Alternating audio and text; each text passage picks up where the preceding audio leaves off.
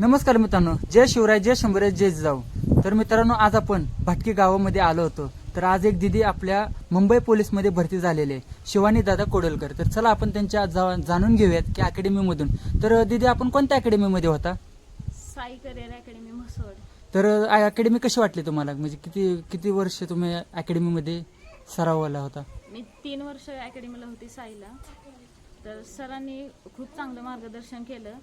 पहिल्यापासून बेसिक पासून सगळं व्यवस्थित समजावलं, ग्राउंड वगैरे सगळं व्यवस्थित घेतलं. आणि म्हणजे पहिली टर्नवर तुमची फेल गेली किंवा तांत्रिक अडचणीमुळे तुम्ही भरती झाला नाहीत, दुसऱ्या टर्नवरती भरती झाला, तर तिथून तुमचा काय अनुभव होता? पहिल्या वेळेस काही अडचणी आल्यामुळं माझी पहिली भरती अयशस्वी झाली. पण ज्यावेळी दुसऱ्या वेळी मी जेव्हा भरतीला येणार होते त्यावेळेस आईवडिलांनी पण खूप सपोर्ट केला आणि मामा मामींनी पण मदत केली.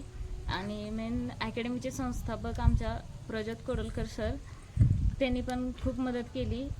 मला अकॅडमीत मार्गदर्शन चांगलं दिलं. कारण पहिल्या वेळेस जेव्हा अयशस्वी झाल्यानंतर विद्यार्थ्यांना जी गरज असते की बाबा तुम्ही असं करा तसं करा, हे सगळं सरांनी सांगितलं. त्यामुळं मी मुंबई शहरपदी निवड झाली. तर सरांचा स्वभाव तुम्हाला कसा वाटला, कोडलकर सरांचा? आज त्यांच्या अकॅडमीचे 16 ते 19 विद्यार्थी आज मुंबई पोलीसमध्ये भरती झालेले आहेत, त्यातून एक आपण आहात. तर काय म्हणजे काय वाटतं सरांबद्दल एक दोन शब्द? सरांचं मार्गदर्शन म्हणजे खूप चांगलं आहे. ज्यावेळी मी अकॅडमीत लेक्चरला जायचे त्यावेळेस आम्हाला 2 ते 3 शिक्षक एक्स्ट्रा होते शिकवायला. पण जेव्हा सरांचं लेक्चर असायचं त्यावेळेस सगळेजण असं यायचे की सरांचं लेक्चर म्हणजे खूप आनंद व्हायचा.